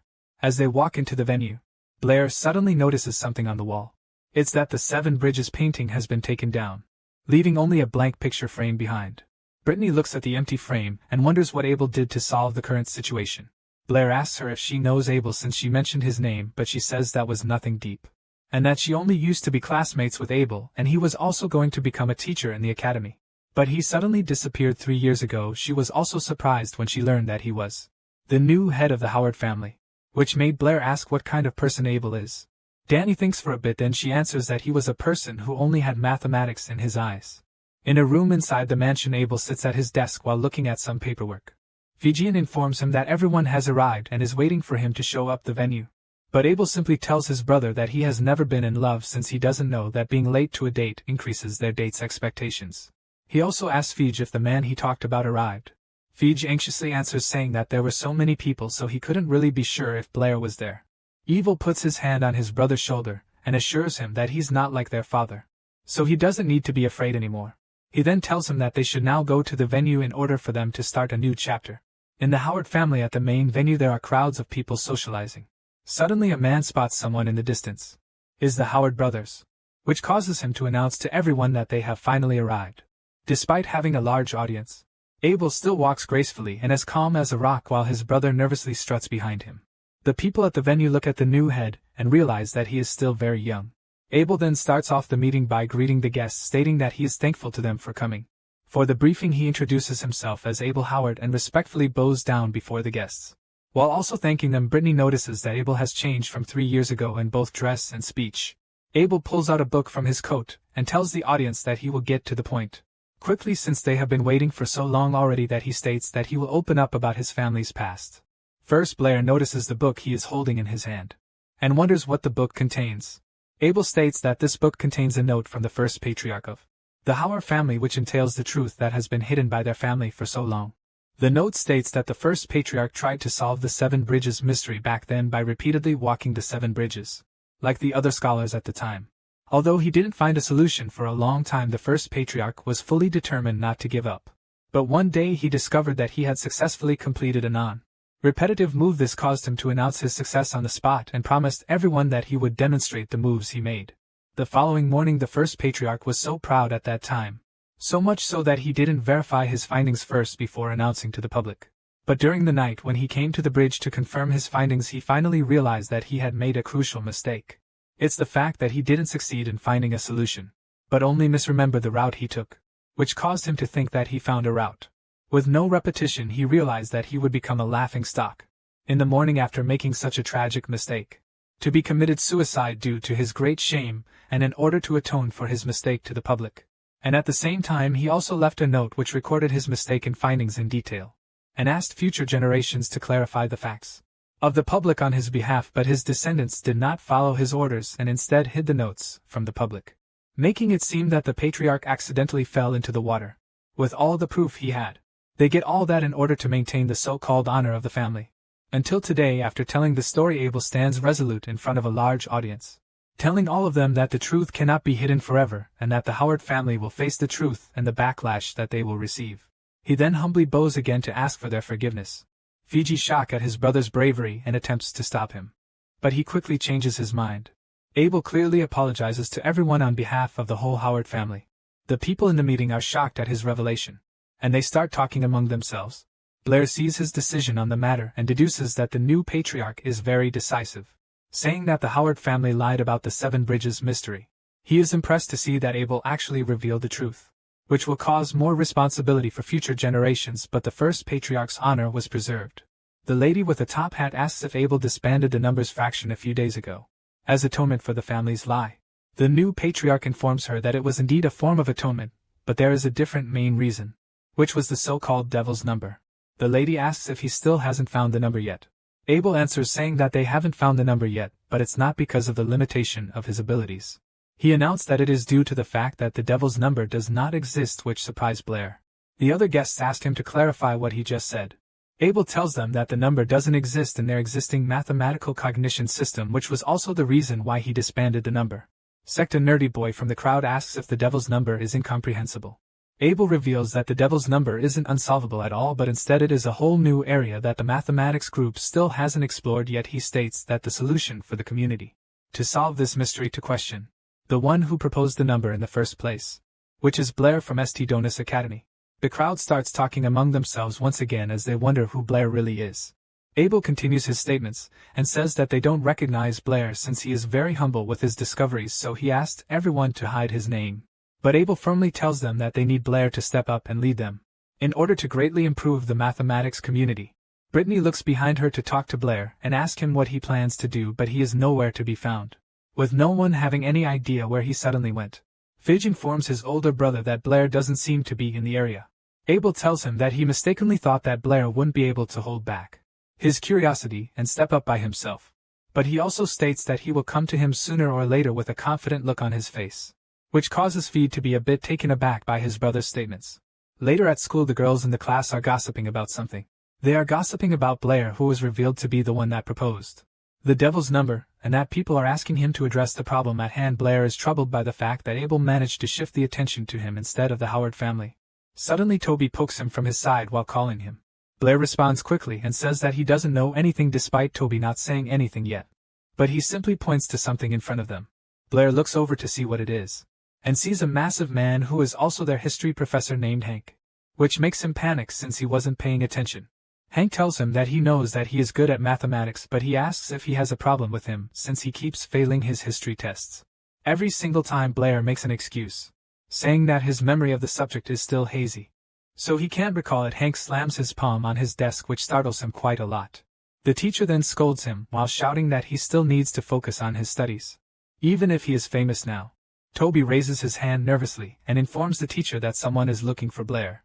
Hank shouts at him for interrupting, but Toby continues to point at the person looking for Blair. The teacher explicitly states that no one is allowed to interrupt the lesson he is teaching, not even the vice president Calvin. Calvin comes up from behind and grabs his shoulder, and states that he is the one looking for Blair, which startles him. He begins to double down on his words and finally lets Blair go. They go to the hallway after leaving the classroom. A man dressed the same as Calvin also tags along. Vice President greets him once again with a warm smile on his face. Blair looks defeated as he realizes that he came to him for the devil's number.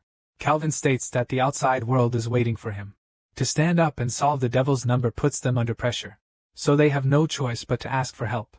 Blair thinks for a bit before answering, but he is interrupted by the man next to the vice president saying that they really need his help, and that it brings no harm to him either. Blair blowly tells them that he really doesn't want to help with a bright smile on his face. A while later Toby is in a rush and suddenly opens the door. It was Miss Brittany's office. So she becomes puzzled as to why he is in such a rush. She asks him what he is rushing for as he tries to catch his breath. Toby tells her in a panic that Blair was suddenly taken away, which causes her to become worried. Meanwhile, inside the meeting room at the school, a handful of people are on standby in front of the door. The people are all scholars and officials of the math circle, which gather around Blair, putting him under a ton of pressure. Among them are the 4 associate deans of the academy, and also the 3 vice presidents of the Mathematical Society.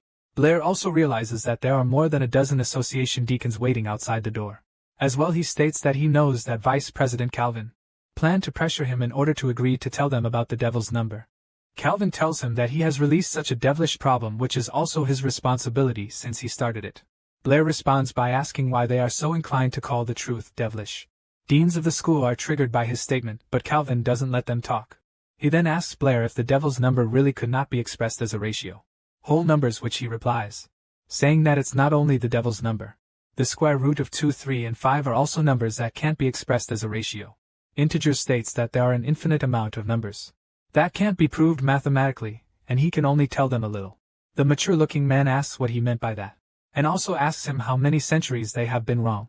Blair assures them that this is a very normal thing due to the nature of mathematics, which is constantly changing, and as long as they find proof they can expand the numbers.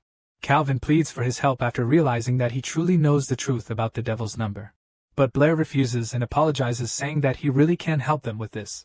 He also states that he knows what they are afraid of, which is the revelation that the truth they have believed for years will be overturned. Blair tells them that fear is normal, informing them that in his hometown generations of people also challenge such problems in the pursuit of truth and knowledge.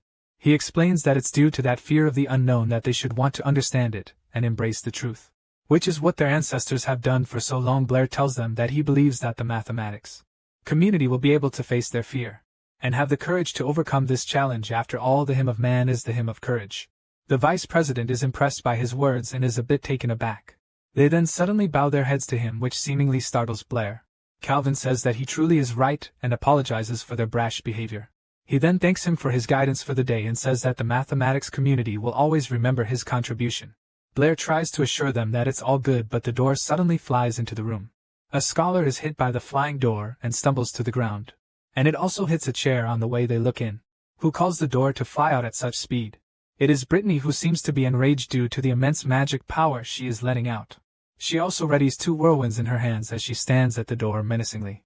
Brittany terrifyingly asks them what they did to Blair, as she looks ready to attack at any moment. Blair raises his hands to call her. He then tells her that he is right there, while she is fleeing the scholars all over the room. Blair embarrassingly informs her that they only wanted to have a chat with him. Brittany becomes flustered after realizing such a fact, and profusely apologizes to the deans.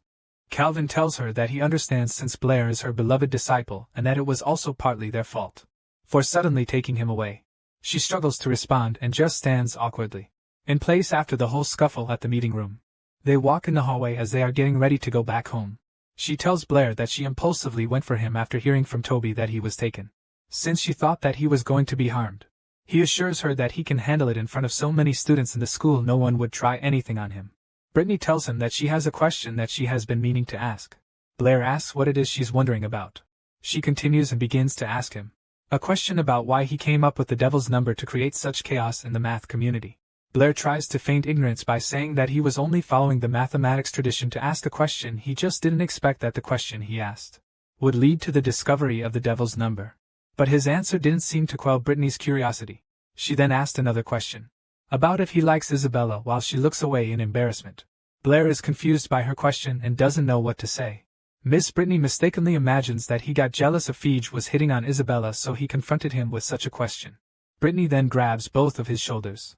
She then tells him that she won't tell anyone about such a thing and that she also supports him, which makes Blair sweat profusely and try to clear up the misunderstanding. But she was off to her office before he can even say anything. He tries to stop her with his stupid face, but to no avail, which causes him to be petrified in embarrassment due to her misunderstanding.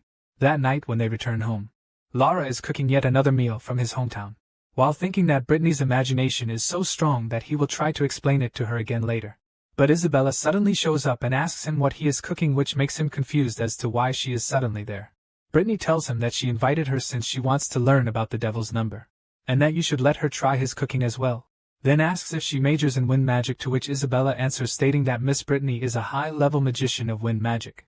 Blair states that he wants to make a refrigerator, but he would need the help of a senior water magician for that. Brittany asks what it is after macering its name. Blair explains that is a box made of ice which is used to preserve ingredients. Isabella also takes a look at the illustration he gave for the refrigerator, and they see a poorly drawn blueprint which makes Isabella chuckle, before bursting out in laughter while making fun of his drawing. Blair angrily takes the drawing out of her hand. As she makes fun of it, meanwhile Brittany seems to be focused on something, and calls Blair. She then asks soon if the structure she made using her powers is akin to what he had in mind for a refrigerator. Her eyes also glow in purple as she casts the spell to make it. Blair tells her that this is exactly what he had in mind and asks her how she managed to do it. She answers saying that she also knows water magic, so making ice structures is pretty easy for her. Isabella is shocked after seeing that she can cast more than one type of magic since there are only a handful of magicians who can do such a thing. Blair then asks why she stays at St. Donis even after having such magical talent. Her face darkens a bit due to his question, and her eyes wander off to the pan. She then tells Blair that the food is ready. To avoid his question, she's effective since he rushes to turn off the fire. They then set the table with all of the delicious food Blair made. Isabella says that it looks weird despite smelling good, to which Brittany tells her that she also thought the same, but she found out that it was really delicious. Blair states that the dishes are all from his hometown, and that it was normal where Isabella hadn't tried them yet, since he didn't invite her to eat them. Isabella hides the fact that she wants to eat the food and instead stubbornly tells him that she won't eat it, even if she starved to death today, but she quickly gives up later. As they eat, she then licks her lips. After tasting such savory dishes, Isabella is in a daze after finishing such delicious food. Blair mocks her and reminds her that she said that she wouldn't touch his food, even if she was starving, which causes her to pull his ear, and nags him for making such delicious dishes. As he screams in pain, Brittany laughs. After witnessing such a lively scene, Blair asks what the matter is. She answers saying that she really thinks that they are a good match, which causes the two to freeze in place. After hearing her words, Isabella turns away and states that she doesn't match such a pervert at all. Blair also turns away and states that he also doesn't match such an arrogant girl. Brittany then announces that Isabella will be promoted to a junior magician soon, so she asks her what department she plans to specialize in. In the future, she tells her that she wants to specialize in wind magic. Just like Miss Brittany, Brittany explains that wind magic is indeed powerful in the later stages, but before becoming a high-level wind user she would not have much combat power. And she advises her that as a girl she should be able to protect herself, so she tells her to consider the earth element, which is the strongest in defense among the four elements, but Isabella complains saying that the earth magic robe is too ugly for her. Blair makes fun of her in his mind after hearing her response, then pulls his ear again. Blair shouts asking why she's grabbing his ear again despite not saying anything yet, to which she responds saying that she knows that he made fun of her in his mind. Brittany then asks him what department he is going to specialize in. He thinks for a bit before gracefully answering that he wants to choose all the departments. Isabel laughs at him for dreaming of such a thing that even Miss Brittany couldn't achieve. Brittany then notices something. She says that Blair's words might not be a pointless dream. Isabella tells her that he was just talking nonsense, so why was she taking him so seriously? Brittany explains that the magic elements around him give people a strange feeling, but she feels a dense energy. She thinks that he might be able to have an affinity with all four of the elements at the same time. Brittany then states that they should forget about all that stuff for now, and that she will guide him in his magic since he guided her in math. The two students are enjoyed due to her words, though Brittany also states that they can't rely too much on magic in order to be a good magician, because although the gods have given them the ability to cast magic spells and gestures exist which can leave the magician with no opportunity to cast. And in order to make up for such a shortcoming they need to practice martial arts in order to deal with situations where they have no time to cast magic. She demonstrates her magic by cleaning the dishes, which impresses Blair with its convenience. Brittany also informs them that there are many cases where fighting ability is more important than magic, so she will teach them about fighting before magic, which causes Blair to surprise after learning that she can also fight. Isabella tells her that she learned martial arts at home, so she asks her to let her and Blair try it first, so he can have an intuitive understanding of combat. Brittany agrees and reminds her not to hurt Blair. Isabella replies saying that she will show him mercy while secretly thinking that she won't lose to him in martial arts. Blair then gets a bit nervous seeing her prepare herself. They head to a training room. After they get ready, Isabella taunts him, saying that he shouldn't let her make him cry. Then she swiftly dashes to attack him. But he is still dead calm. She reaches him and throws a punch, but he manages to skillfully dodge her attack. In the dead of night inside the training room, the two fight continuously as they swiftly move across the room. Blair then grabs her wrists, which causes her to lose her balance. He then manages to incapacitate her in one swift motion. She is stuck in a revealing position, so she calls in a pervert and orders him to let go. He tells her that for him to let her go, she still has to do something, but she suddenly launches a kick straight to his face. Though her sneak attack is not successful, seeing that he managed to dodge it, Blair then swiftly attacks her with wind magic, which causes her to lose her footing. She loses her balance again, falls to the ground. She screams in panic at her impending fall. But surprisingly, she didn't fall to the ground, since Blair managed to catch her in the nick of time by grabbing onto her hips. Brittany interrupts their moment by asking Blair something. She asks where Blair learned martial arts. He states while still holding Isabella that he didn't study it formally but was interested in fighting, so he practiced Santa for a while in his hometown. She then asks what it is. She also asks about his hometown since he has mentioned it multiple times. As he struggles to answer her question, Isabella reaches for his ears once again and pulls on them after he still didn't let go. So he finally lets her down. She pouts while saying that the only reason she lost this time was due to her slipping on the ground. Brittany is intrigued by his martial arts and asks him to try it on her. He states that Santa isn't very easy to control, seeing that he almost hit Isabella, but Brittany assures him that he shouldn't worry about it. Blair decides to do what she says and reminds her to be careful. As he readies his fists, he then lunges straight at Miss Brittany, but she sees his attack coming and puts up her guard. He sees her balloons bouncing, which causes him to remember what his Santa coach once said. It's that when he is fighting against a real master, he will not have time to understand what happened to him. He didn't believe at the time, but this time he was sure of it. After she strikes his neck, which causes him to lose consciousness, Brittany catches him to prevent him from falling and sets him down gently on the floor. Isabella panics and asks her what happened to Blair. If he is alright, Brittany tells her that she truly does care about him and informs her that he only lost consciousness for a while and will wake up later. Isabella becomes flustered after what she just said and tries to deny it, but Brittany tells her that she knows that she likes Blair, which warrants a surprise reaction from Isabella. She desperately tries to deny liking such a pervert and asks her to stop spouting such nonsense. Brittany tells her that she shouldn't deny it since she doesn't see it as a wrong thing to do. She tells her that she too is the same as her, but something suddenly interrupts the both of them. It's Blair who is groping Brittany unconsciously, which causes Isabella to become shocked. She becomes surprised, thinking that he was awake all along, but he is only starting to wake up. The next day, Blair is covered with bandages and he complains that it hurts. Toby asks him what's up and if last night was so intense that he got hurt sleeping at Miss Brittany's house. But he makes an excuse saying that he accidentally fell, but in truth due to a violent woman who suddenly pinned him to the ground right after he woke up after mistakenly thinking that he groped Miss Brittany on purpose. He tells her to stop since his hand is about to break, while Brittany weakly asks her let go, but in the end she ended up breaking his hand due to her extreme strength. He also realized that Brittany had such strong fighting skills and deduced that she must have received formal combat training for a long time, since in this world a normal family wouldn't have the right conditions to receive combat training from an early age, let alone magic and mathematics. So he truly wonders where she came from. Suddenly Toby interrupts his train of thought, saying that he has finally mastered the trick of summoning 2 fireballs that Blair taught him. Blair is surprised to see that he mastered it so fast, so Toby volunteers to show him what he can do.